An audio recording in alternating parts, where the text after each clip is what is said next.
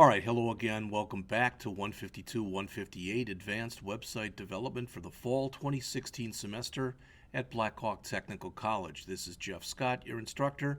I am now producing the course intro online that I did for you just a couple minutes ago. And it's already been produced, but it's going to be up and into YouTube in just a couple of minutes. Again, the website for the class is html5in24hours.com/bootstrapbook. All right, and here's where the code is going to be that I'm going to have to upload. As mentioned, I do have, now I guess I will have a copy of the book here. We've gone through the syllabus. I upgraded or updated on Blackboard the Word syllabus and the PDF syllabus. And now we're going to spend some time going over getbootstrap.com. There it is. That's all you have to type in order to be able to grab Bootstrap in all of its niceties, so to speak. Now, there are several ways that you can download Bootstrap. Okay? The easiest, as you can see, is to come right here and click Download Bootstrap. All right? And there's three ways that you can load it. The easiest way is the first way. All right, download Bootstrap. So I'm going to click right there, and boom, it's creating it for me. And I believe at least, it's already done. So just to show you what you get when you do that. All right, I'm going to have to put it over here. Let me grab a couple of these things because I've got a big mess here.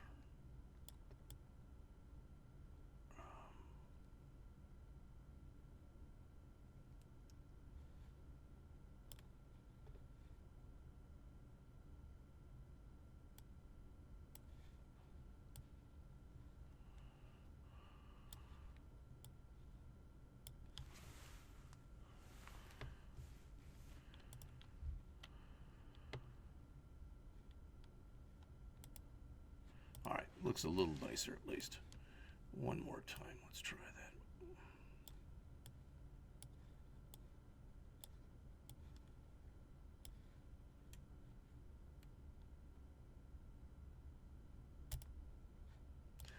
All right, so this is the file that you get when you do that. In fact, I'm going to put it into a folder that I'm just going to call Bootstrap. All right, I'm going to drag it in here. Whoops. Drag it in here.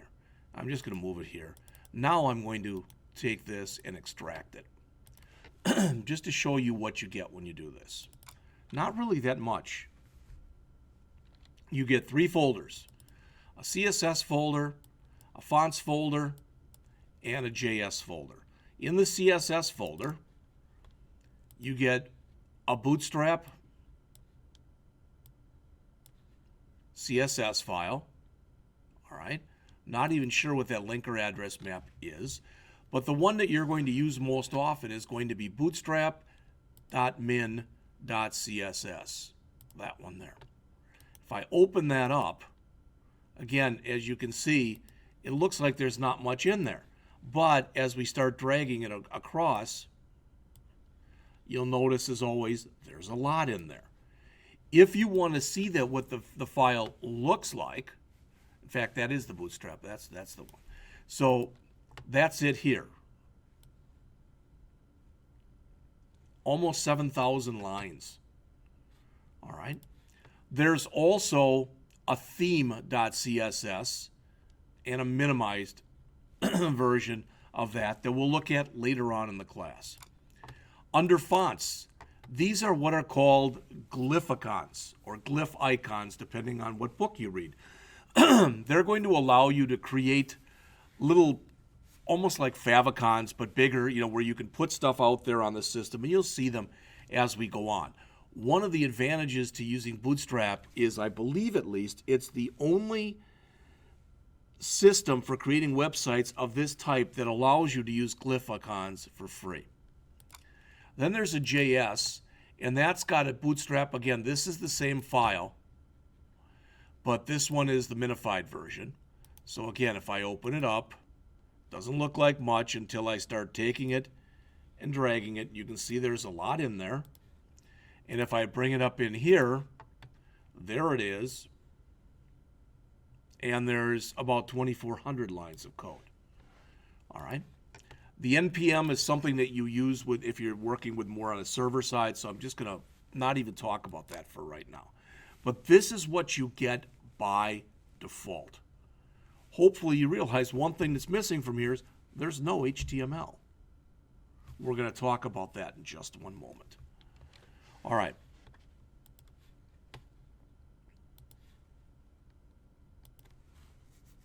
You may have noticed, too, that the current version is 3.3.6.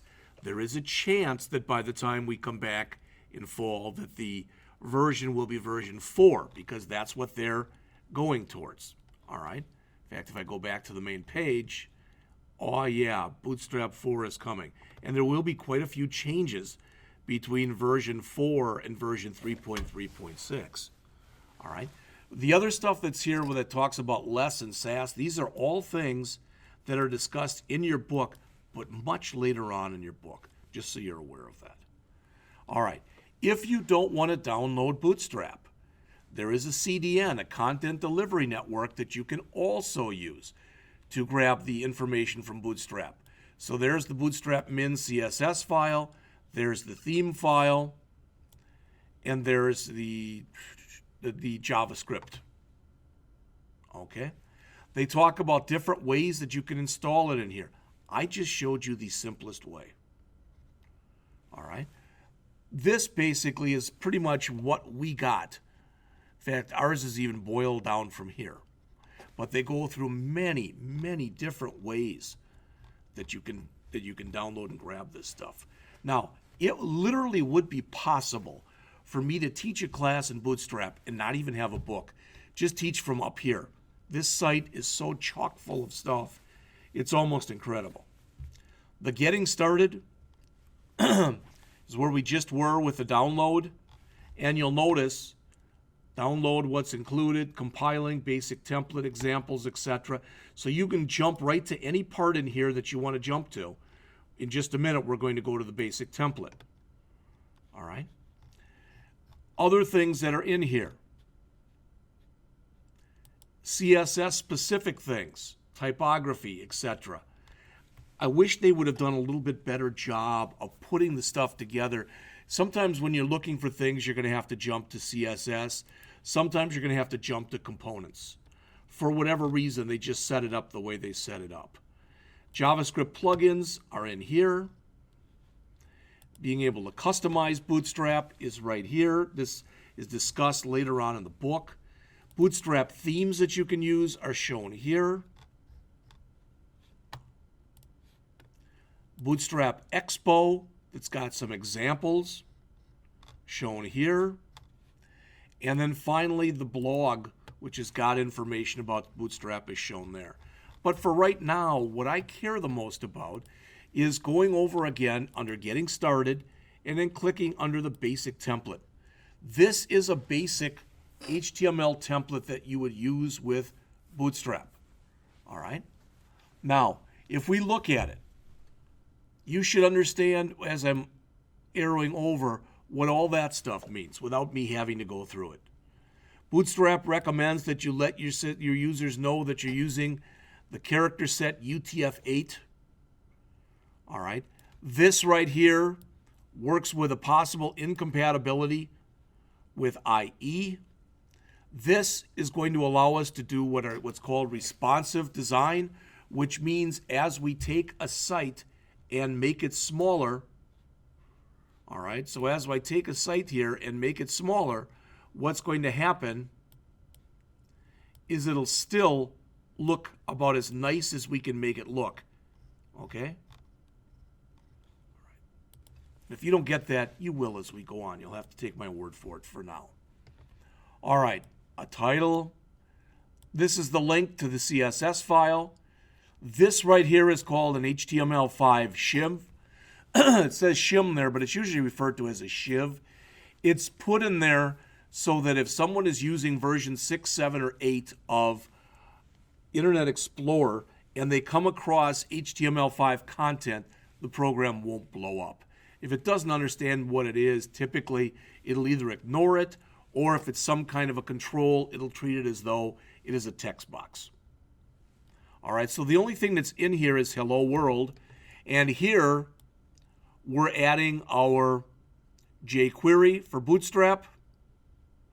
In fact, this is jQuery itself, and this is our Bootstrap jQuery. So I'm going to grab all of this, and I'm going to copy it to the clipboard, go over here, and I'm going to drop it in. We don't need these right now.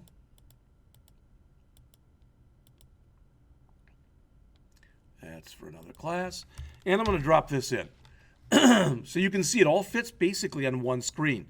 28 lines. So I'm going to save it, and I'm going to save it over to my desktop where I just added my folder called Bootstrap, and I'm going to put it in here. All right, so there it is. All right. Now, let's see if I run it. Oops. It's not what I wanted to do. Oh, for some reason it's got saved as new.txt. Okay. File, save as, because I didn't give it a name, that's why. So we'll just call it here index.html. Okay, you see the coloring.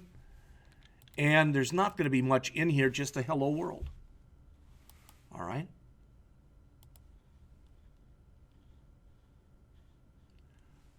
This should be in the right spot, our CSS. This should be in the right spot under JS. jQuery we're grabbing from a CDN, so we should be okay with everything that we have in here. All right. So why am I even taking the time to show you this? Well, there's two more things I want to quickly show you, and then I want to finish up this lecture. The first is I'm going to come down now for the examples, and I'm going to grab these two examples. First, I'm going to grab this one. Okay? And when I grab it, I'm going to right mouse click on it, and I'm going to choose View Page Source, and I'm going to grab all of it. All right, and again, this is a starter template. So I'm going to grab it, put it here, and here's a surprise for you. I'm going to call it here starter template.html. Now, once I save it, it's got all the goodies, but notice when I run it, it's not going to look very nice. All right? It isn't picking up stuff because it doesn't have some of the stuff that was actually in there. And if you say, what does that mean, Jeff? Well, let's take a look. All right, so I'm going to go back to here.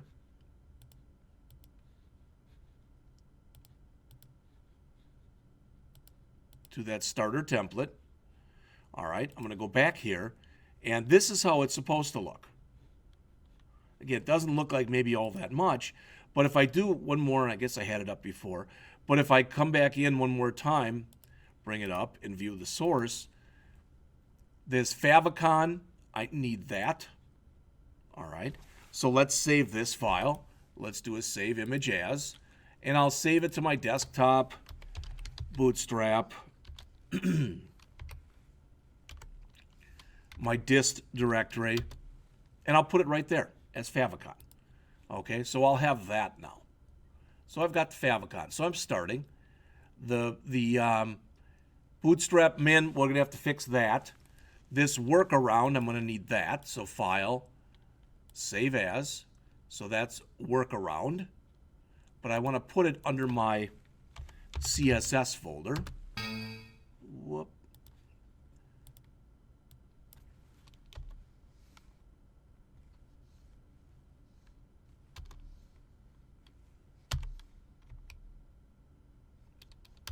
I don't know, does it have to go there? There's my CSS folder. All right, so now got that saved under my CSS folder. I need this template file here also. So we'll save that. And I think I need this assets thing because this is a JS file. It's just for junk in our docs. Well, I'll grab it anyway. But now I don't want to save it under CSS. I want to save it under JS. All right. And one more bug workaround. All right. So now I should have everything that I need in here. I'm going to have to do a little bit of manipulating and maneuvering it around. That favicon got to go in here. All right, but let's see what we have now. Okay, with this starter template. That's now just in JS.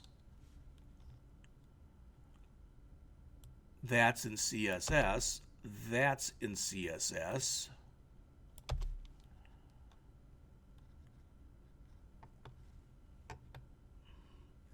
That's in JS. And that's in JS. So, taking that file, all I changed around in here were where things are being held. And if I run it, well, I can tell already it's not grabbing one of the CSS files, but everything else looks good. So let's go back one more time. And I've got to look at the CSS that's here. First of all, I didn't have my favicon, so that can just be right there. That'll fix that. CSS Bootstrap, CSS IE bug workaround. That's CSS starter template. That's where the error was. All right, run, launch. There it is. This looks exactly like that did. All right, there's some get bootstrap, and there's the one we just created. All right, and I want to very quickly try to do the other one here also. That's right next to it. So I'm going to have one more of these. And I'm going to jump back to here, and I'm going to try to grab this one, okay, which displays a lot of different stuff that you can do in Bootstrap. So again, I'm going to grab all this. All right, I grabbed all of it. I'm going to throw it into here, and I'm going to call this theme.html because it's designed to show some of the different themes. So let's see what I'm going to need from here. Grab that, go back up to the top. I've got my favicon. Again, I can just move that. All right. That is in CSS. That is in CSS. That is in CSS. This one I'm going to have to add in just a minute. So this won't work exactly correctly right now, but it will in just a minute. There's the JS file.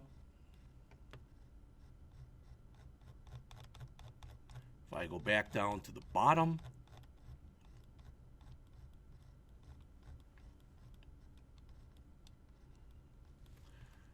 there's the CDN, there's a JS, there's a JS, and I think I have all these here. I may not, but I believe I have all of them there. So the only thing I have to do is I have to go back here, and over here I've got to grab the theme.css file. All right, so I've got to grab that and save that. So I like to pretty it up a bit. So now I'm going to save this. I'm going to go over to CSS, to CSS, and save this as theme.css.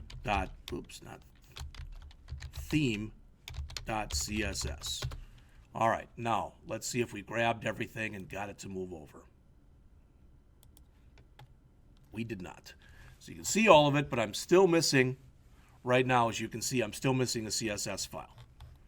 All right, so let me go and grab a bunch of this stuff and close it because this is getting way too many files open here. All right, so let's take a quick look.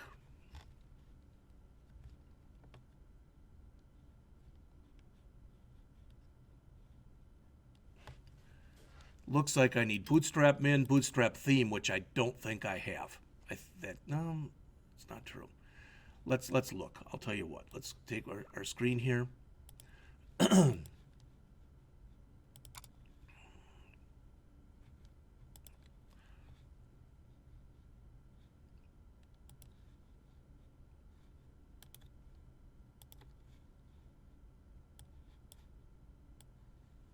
All right.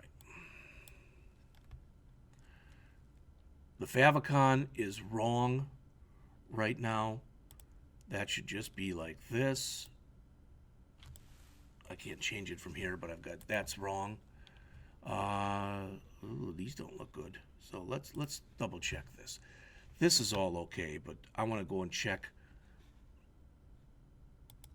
on here. I've got to check.